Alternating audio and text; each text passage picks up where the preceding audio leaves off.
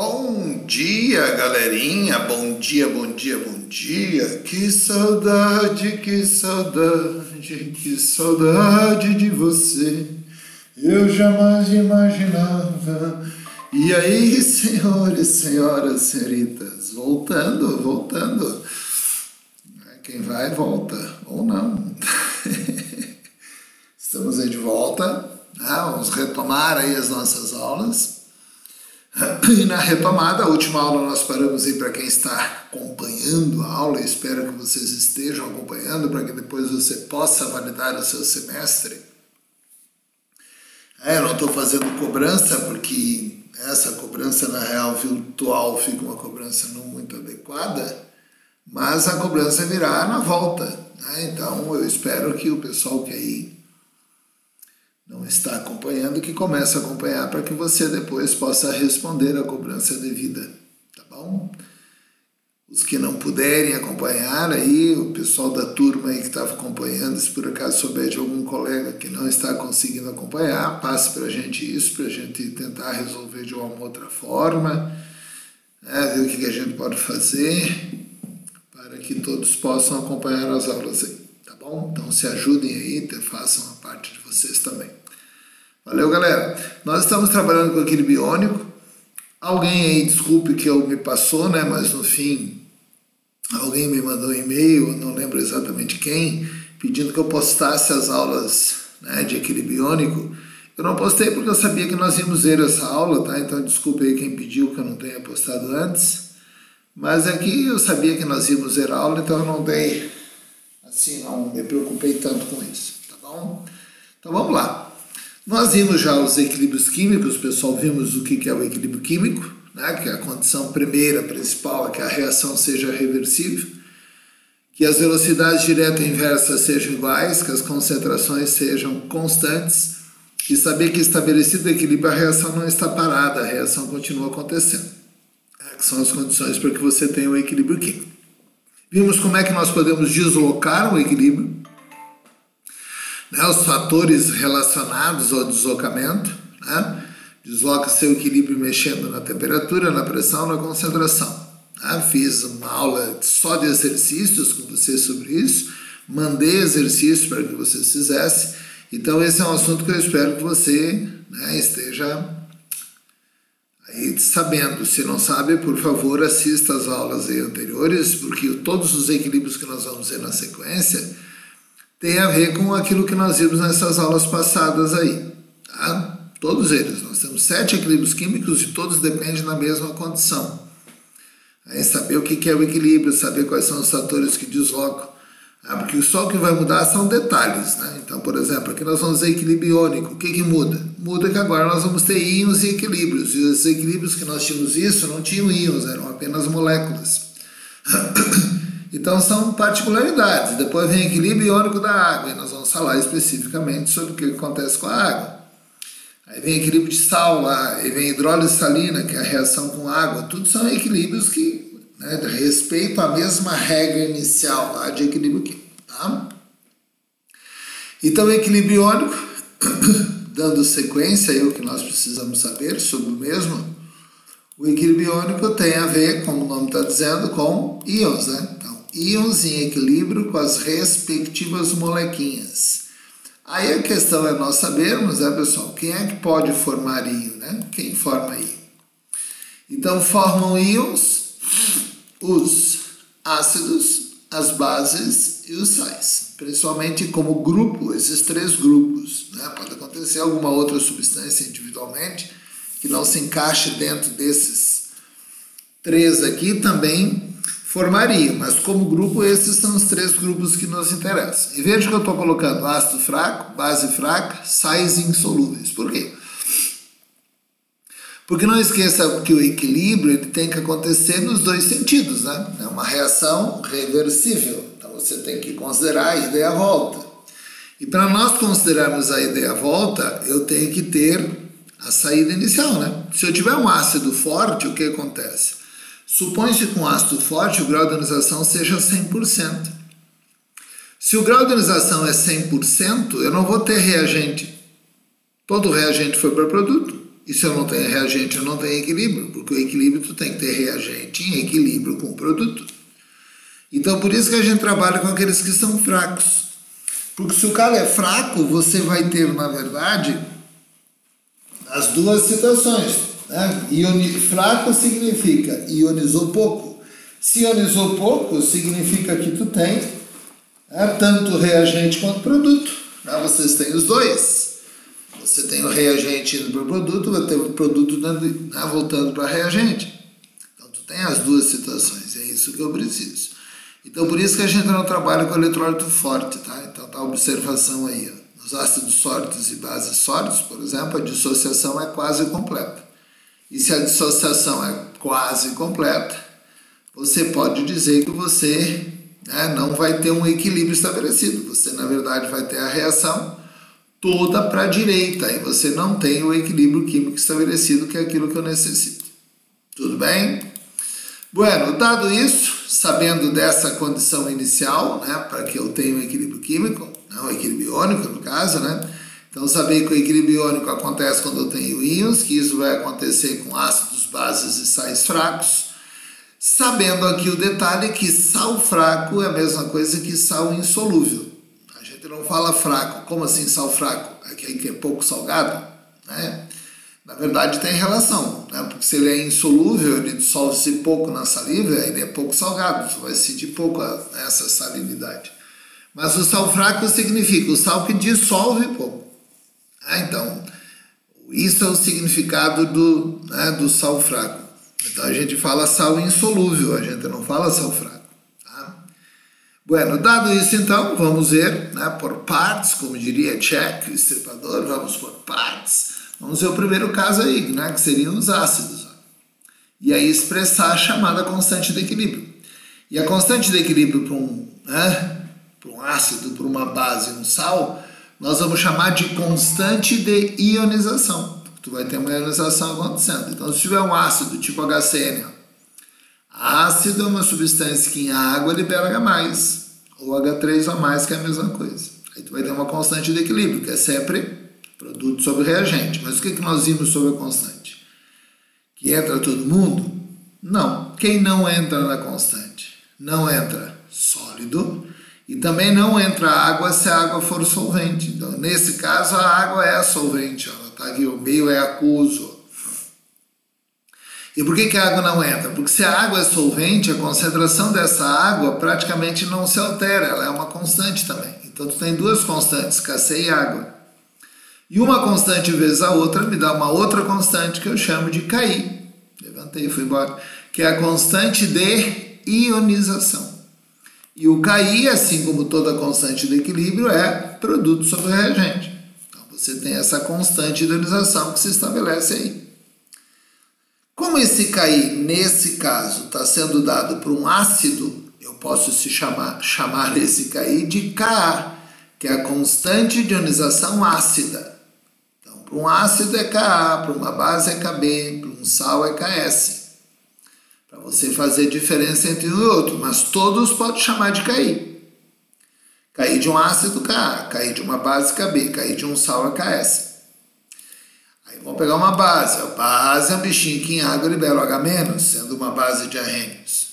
Aí você vai ter Kc também, que seria isso. Mas como a água não entra, de novo, Kc vezes água dá uma outra constante, que eu chamo de Ki. Produto sobre reagente, não entra água. E como nesse caso o Ki é dado por uma base, eu chamo esse Ki de Kb. Agora, gente, é muito importante que você perceba a relação de grandeza entre essas constantes, porque isso é o que tem de mais importante quando se fala em equilíbrio. Eu já tinha falado lá atrás para vocês. O que é um K grande? O que significa um K pequeno? Qual é o significado do K grande? Qual é o significado do K pequeno? Então, K grande significa alto rendimento, K pequeno, baixo rendimento. Mas quanto é um K grande, lembra? Um K é considerado grande quando ele é maior que 10 na 3. Ele é considerado pequeno quando ele é menor que 10 na menos 3. Então, veja o Ka desse ácido, 10 na menos 10. Esse K é muito pequeno. Isso significa que ele ioniza muito pouco, que essa reação é de baixíssimo rendimento. E baixíssimo rendimento para um ácido em água significa que ele ioniza muito pouco. Está muito pouco para o produto. Então tem muito pouco íon. Por isso que o K deu pequenininho. Isso significa ácido fraco. Então, da importância de você entender o K. Tem que saber o que ele está te dizendo. Ele está te dizendo que com essa ordem de grandeza eu não tenho quase nada de produto. E se eu não tenho quase nada de produto, eu não ionizei quase nada. E se eu não ionizei quase nada, eu estou dizendo eu sou muito fraco. Então, se eu comparar esse ácido com a base que eu coloquei aqui para vocês, perceba a diferença. Essa base tem um Kb que é 10 a menos 4. O Ka 10 a menos 10. Com isso eu tenho, estou sabendo que a base é mais forte que o ácido. Percebe? Esta base é mais forte que aquele ácido. Porque o seu Kb é maior que o Ka. Então, quanto maior o Ka, mais forte o ácido. Quanto maior o Kb, mais forte a base. Quanto maior o Ks, que nós vamos ver na sequência, mais solúvel o sal. Para sal a gente fala em mais solúvel e menos solúvel. Então essa é a relação que você precisa conhecer aí. Tudo bem? Aí vem o sal. O sal tem um detalhe importante a considerar. Veja aí que a água já não está aí, mas é a GCl mais água. Aí vai te dar G mais e Cl menos. Aí isso vai te dar um Kc se tivesse água. Só que o Kc vezes água deu KI. Eu já estou colocando como KI. Por quê? Porque nós vimos que além de não entrar água, também não entra quem? Não entra o sólido. Então, na verdade, a concentração desse sólido aí também não se altera. Então, o KI vezes o GCl me dá uma outra constante que eu vou chamar de Ks, KPS ou simplesmente PS, que é chamada constante de solubilidade ou produto de solubilidade. Então, quando nós trabalhamos com substâncias insolúveis que formam íon, esses são principalmente os sais, mas não precisa ser sal, pode ser base também. Se ela for insolúvel, nós vamos ter um Ks. E aí que nós vamos ver, quanto maior o Ks, a princípio, depois vem os detalhes, maior o Ks, mais solúvel é. Mas isso vai depender de como é que formam esses íons aí, que nós vamos ver depois. Então esse Ks, pessoal, é um assunto particularmente importante.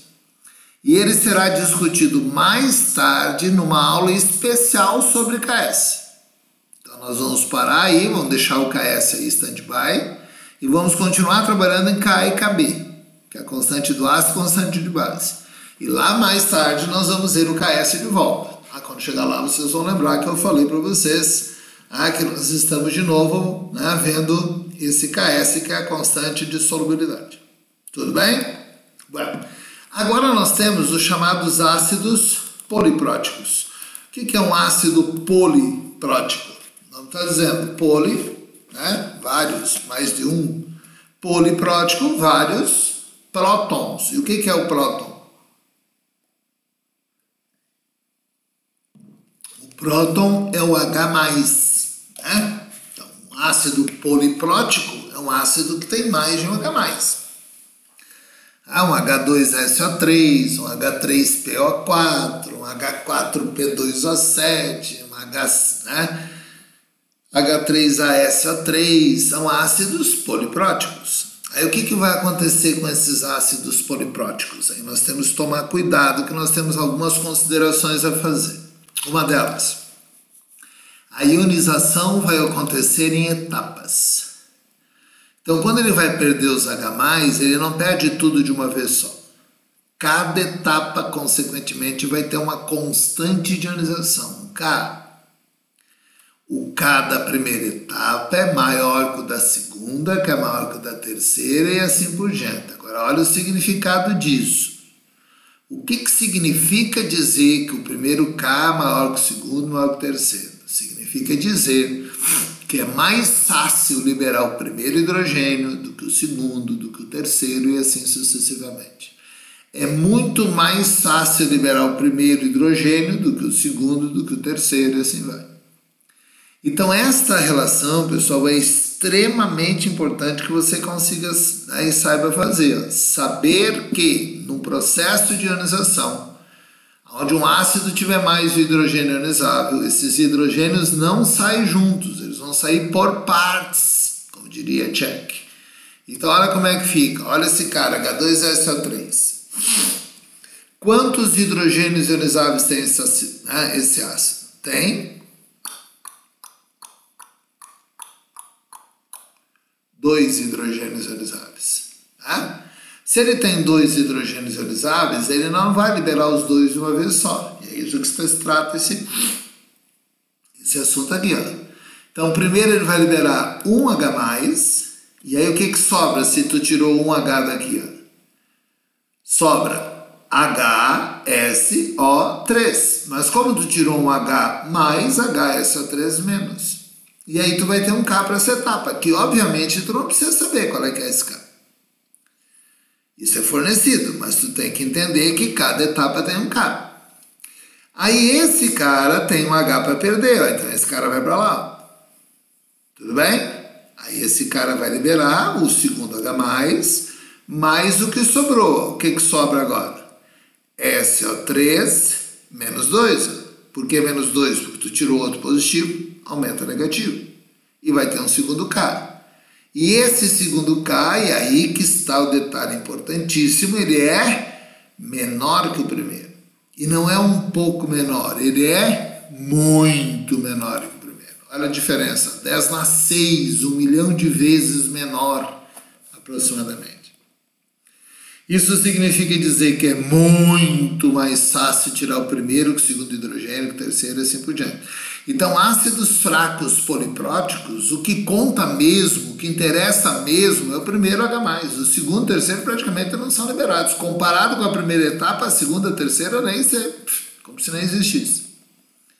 A gente praticamente não trabalha com o segundo hidrogênio, né, de um ácido fraco.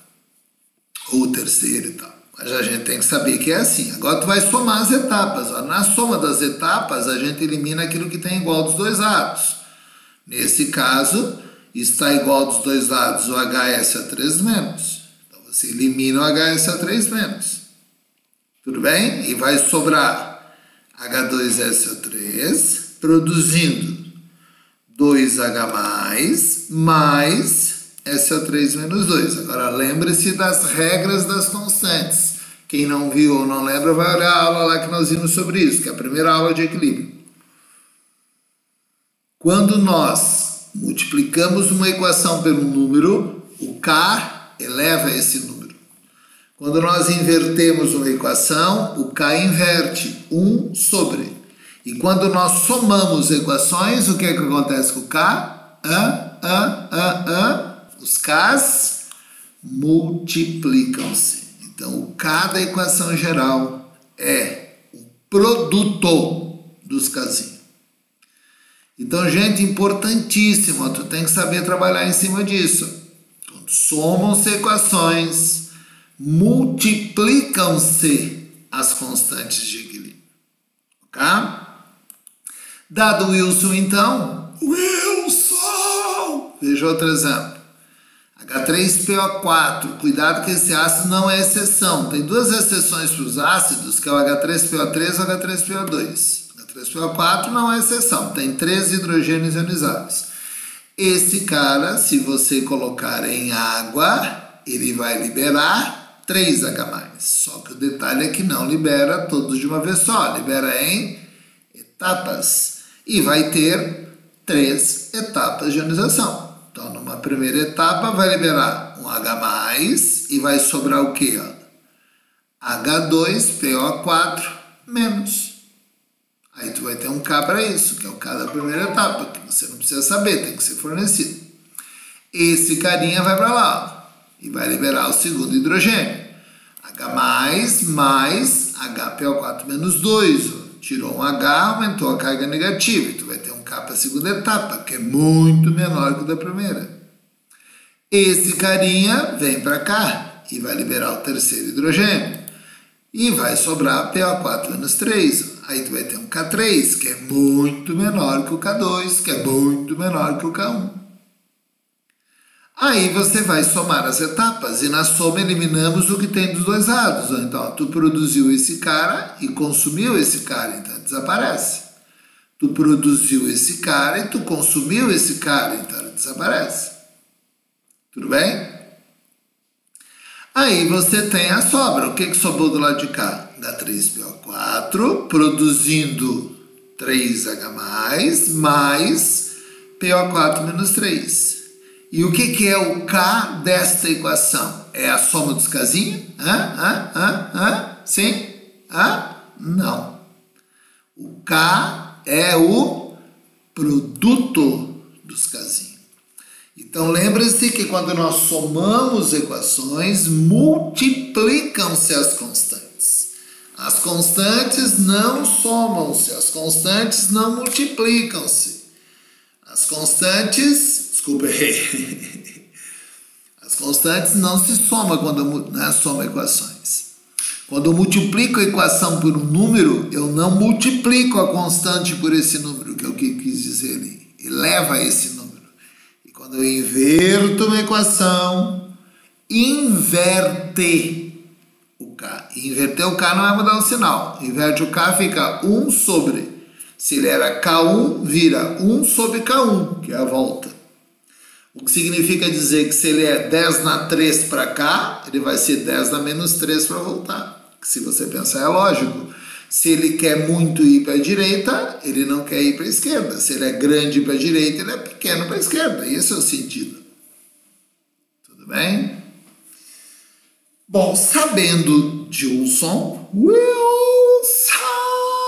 aí vem como trabalhar isso. Como é que eu trabalho isso matematicamente? Como é que eu trabalho essas constantes de equilíbrio? Então, a maneira que você trabalha disso, pessoal, é a mesma maneira que nós trabalhamos os outros equilíbrios. Só que um carinha muito preocupado com vocês resolveu fazer uma leizinha para tentar ajudá-los nesse processo. Leizinha essa que se você só usa se quiser. Eu particularmente acho melhor nem usar.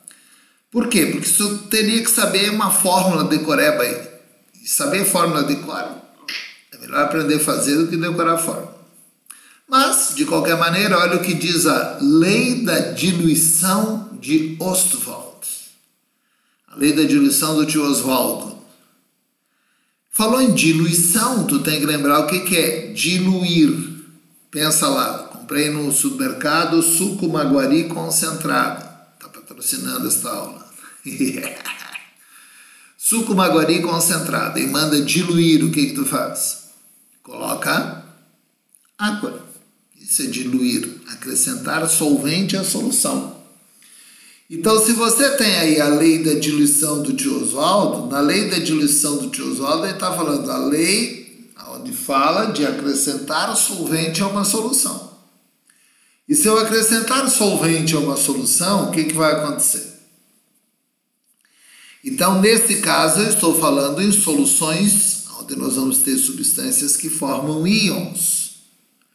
Então, nós vamos acrescentar o solvente a um ácido, a uma base, a um sal. Se você pensar o que nós vimos antes ali, se você botar água em qualquer um desses caras, a água está aqui na esquerda. O que acontece? Pela aquela chamada lei do deslocamento, se tu botar alguém, vai para o outro lado.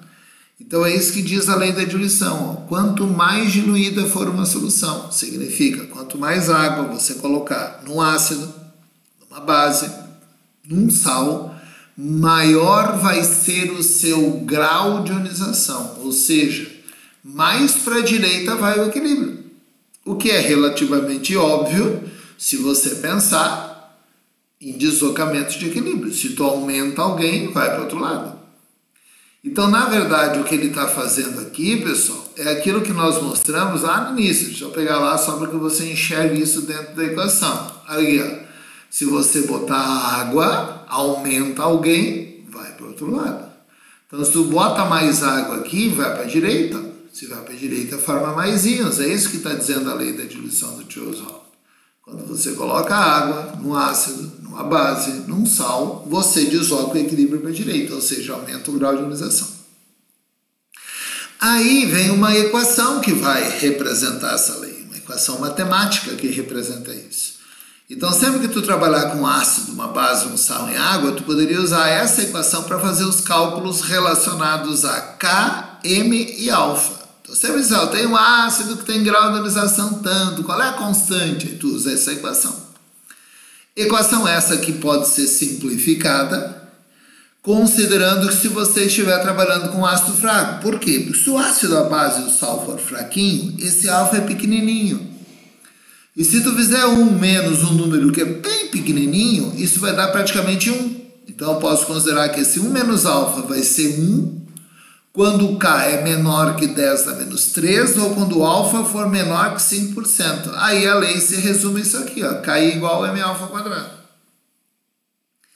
Agora, para que você entenda de onde é que saiu essa lei, para que você entenda como é que a gente trabalha, porque você não precisa trabalhar com a equação como eu falei para você, senão você vai ter que saber decorar essa equação.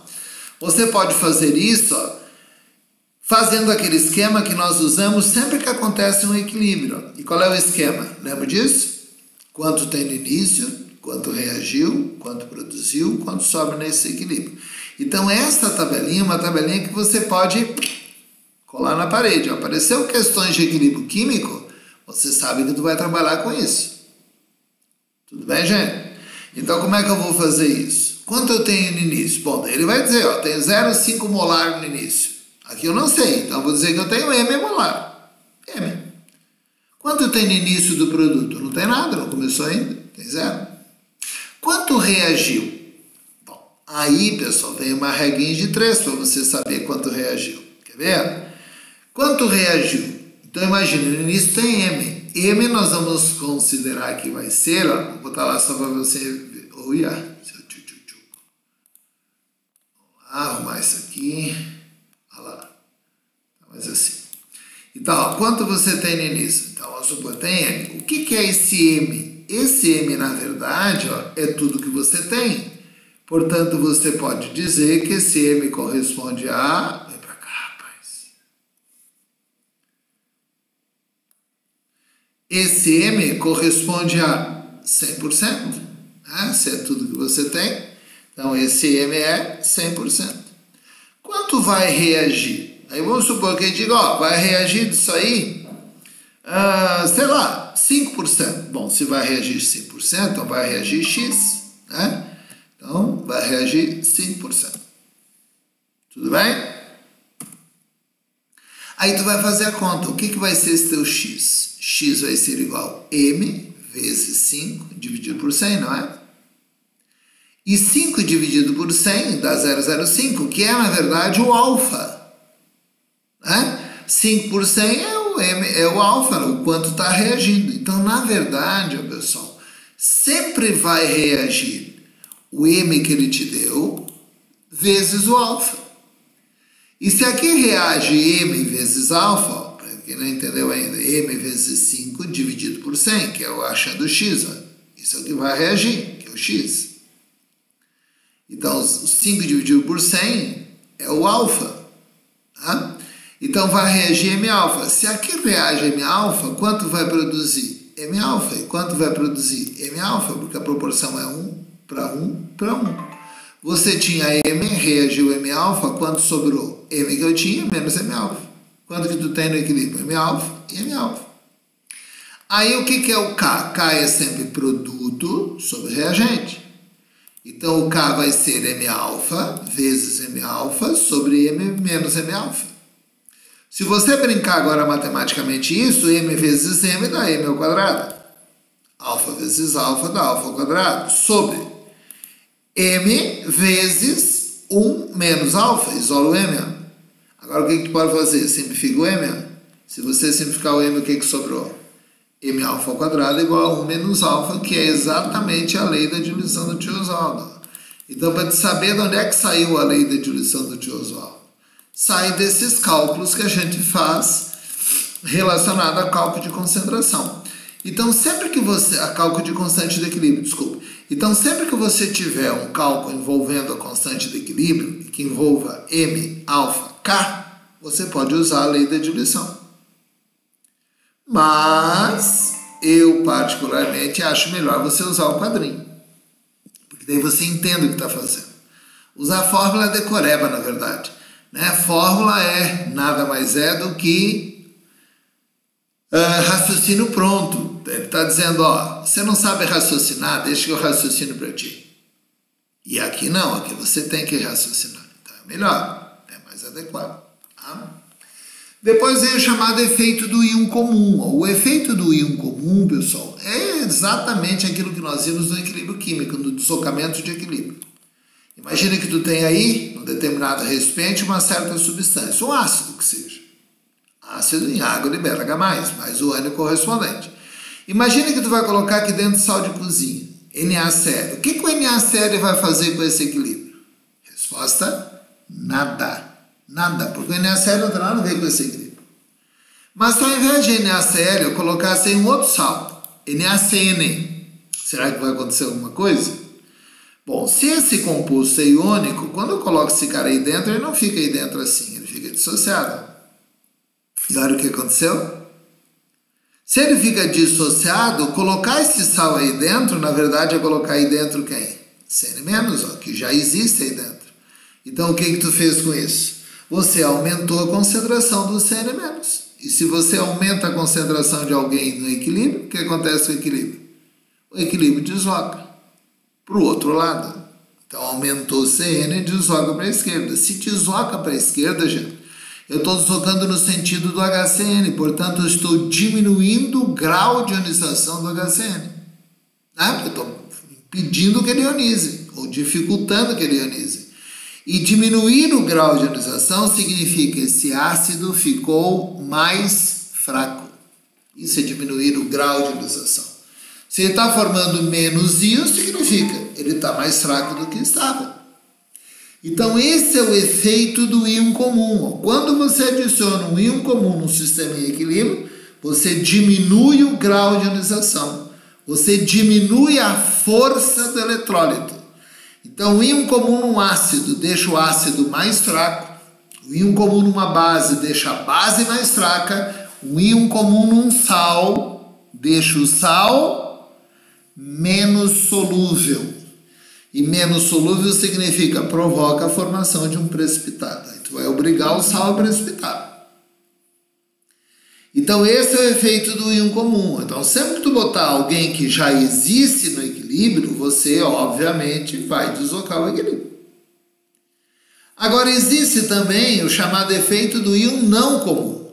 Esse, pessoal, é basicamente o seguinte, é você colocar ácido numa base ou base num ácido. Então, imagina que tem uma base em água, libera H-.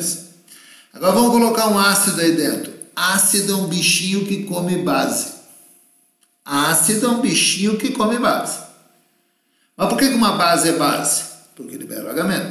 Por que um ácido é ácido? Porque libera H+. O H+ dele vai comer o H- dela. E se o H+ come o H- e vice-versa, um come o outro, o que acontece? Se o H+ está comendo o H-, a concentração do H- diminui. Se a concentração do H- diminui, esse equilíbrio vai para onde? Para a direita. Com isso, você aumenta o grau de dissociação da base e, consequentemente, aumenta o grau de ionização do ácido também. Então, esse efeito do íon comum é sempre ou ácido na base ou base no ácido. Sempre é ou H+ comendo o H- ou H- comendo o H+. Então, sempre que você tiver uma situação dessas, e lá atrás até já tinha aparecido uma questão, um exercício que aparecia, né, que aconteceu isso, embora eu não tenha falado nisso, era um equilíbrio que tinha lá da hidroxiapatita, que é uma substância que nós temos nos dentes. Se você prestou atenção lá nessa aula de equilíbrio, que é uma aula de exercícios que eu fiz, você vai perceber que tem esse exercício lá. E lá diz, o que acontece se nós botarmos um ácido na boca? Esse ácido vai corroer essa hidroxiapatita, porque ia deslocar aquele equilíbrio para a direita. Então, é isso que tem que saber. Joga um ácido na base ou a base no ácido, vai ter deslocamento. Tudo bem? E o último aqui para fechar, pessoal, para depois nós podermos trabalhar os exercícios, são os chamados indicadores ácido-base. E tem um indicador especial que você precisa saber, que é a chamada fenolftaleína. Lembra da fenolftaleína? Lembra que nós vimos que a fenolftaleína é uma substância que em água pura ela fica incolor, em meio ácido ela é incolor, em meio básico ela é vermelha, rosa, violeta.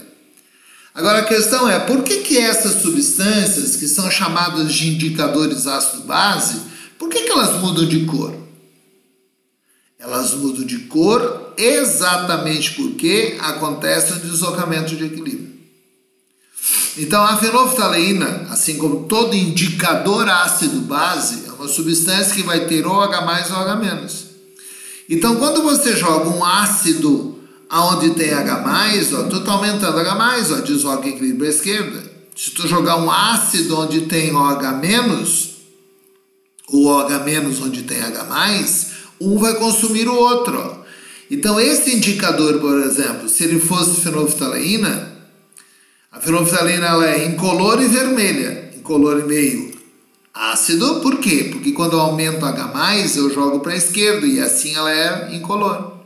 E ela é vermelha e meio básico. Por quê? Porque quando eu coloco H-, come H+, desloca para a direita e vai para o lado do vermelho. Então, se eu comparar essa fenolftaleína com esse indicador aqui, a diferença é que aqui seria incolor e vermelho, e esse é amarelo e vermelho. Então, vejam, botei o ácido nesse indicador, foi para a esquerda, ficou amarelo. Botei uma base nesse indicador, a base consome H+, ó. Se consome H+, vai para a direita, aí fica vermelho. Por isso que os indicadores mudam de cor. Porque você, na verdade, está provocando um deslocamento de equilíbrio. Tudo bem? Próxima aula que vai vir na sequência dessa, então assista essa aula que é teórica, vem os exercícios sobre essa aula. Então, vou fazer uma aula de exercícios sobre isso. E aí eu vou passar uma lista de exercícios para vocês fazerem. Tá? Então, essas 2 semanas aqui eu vou deixar isso com vocês. Essa semana eu passo essa aula, né? Eu devo passar outra também aqui dos exercícios. Passo a lista de exercícios para vocês. E aí na semana que vem, né, que é a semana do dia 20, hoje é 25, que é a primeira semana de junho, eu já quero que vocês tirem dúvidas aí sobre a lista de exercícios que eu passei para vocês. Né? Vocês têm a semana inteira para fazer isso. Tá bom? Valeu? Abraço então, depois voltamos aí falando sobre isso. Valeu, senhores!